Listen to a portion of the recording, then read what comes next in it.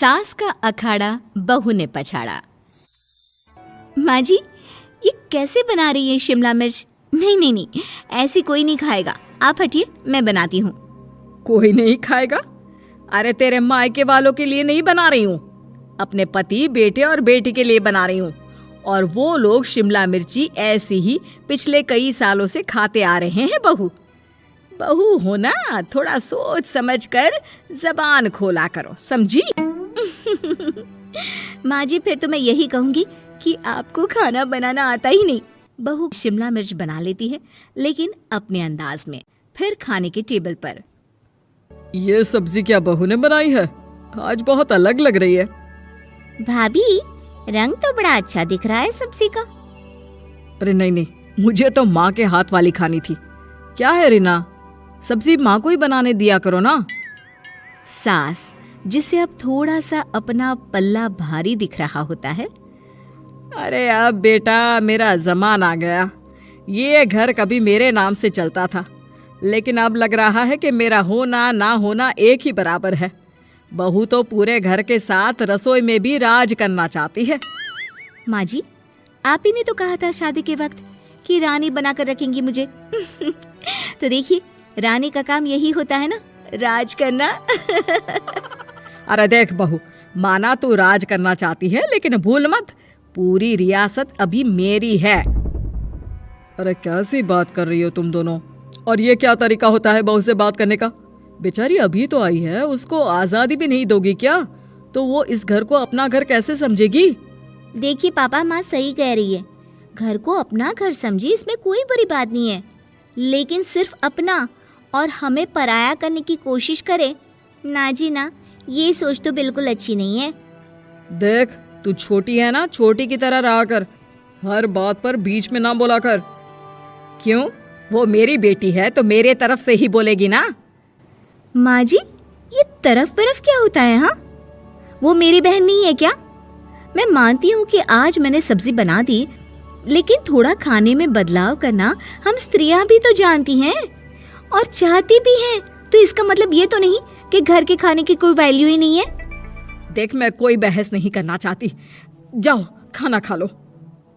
सभी खाना खाने बैठ जाते हैं। अगले रोज, माँ जी प्लीज, ये आस पड़ोस वालों को बोलिए ना, मुंह उठाकर घर में मत आ जाया करे। अरे किसी के घर आने जाने का कुछ वक्त तो होना चाहिए। यहाँ तो सारा दिन मानो लोगों ने धर्मशाला बनाकर रखी है। बहू, वो हम लोगों के परिवार जैसे हैं, पिछले 25 साल से हमारे साथ है। और ये मेरा घर है, यहाँ कौन आएगा कौन नहीं ये तू कैसे डिसाइड करेगी? और हाँ, तुझे अगर पसंद नहीं ना तो अपने कमरे में चली जाया कर। वो लोग बात ही कर रहे होते हैं कि पड़ोसन आ जाती है।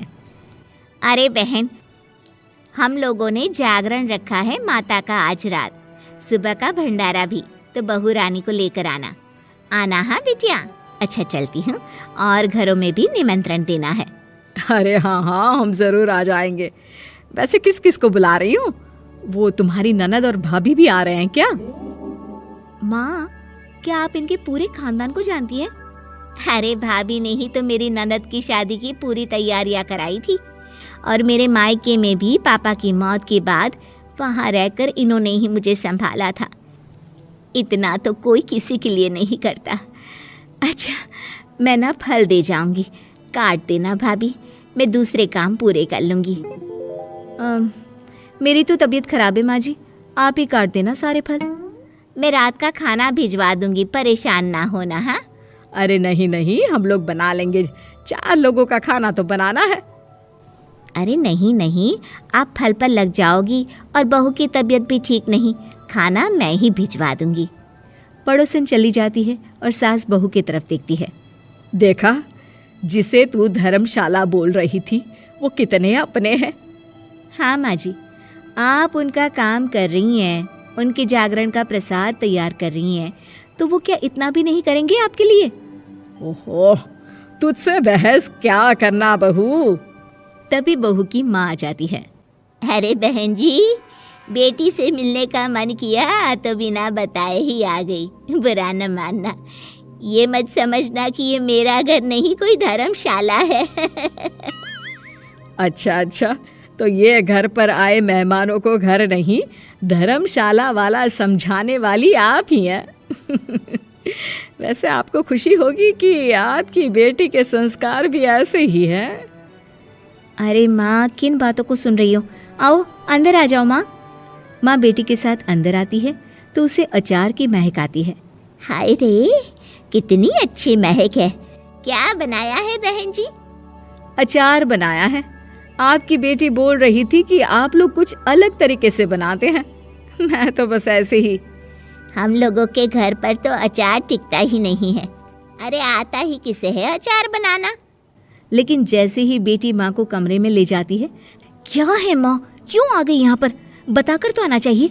अरे कैसी बात कर रही है बेटी? माँ को बेटी से मिलने का मन किया तो क्या माँ नहीं आ सकती? आ सकती है माँ, क्यों नहीं, लेकिन तू ना पूरा खेल बिगाड़ रही है। खेल? कैसा खेल बेटी?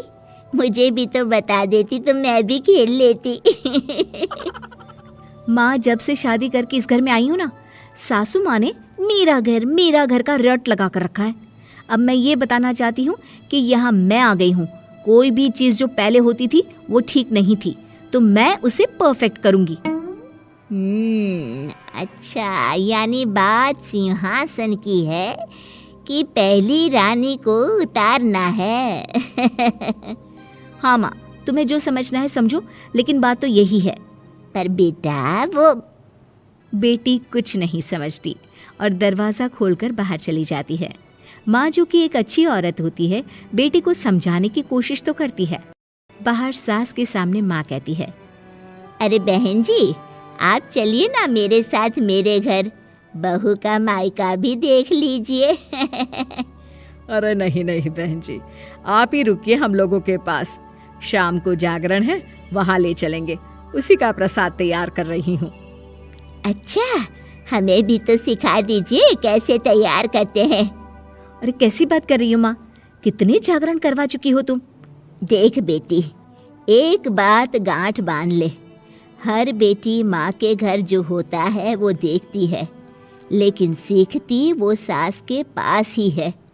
सास का संस्कार वो अपनी सास से सीखती है, जो वो अपनी बहू को देती है।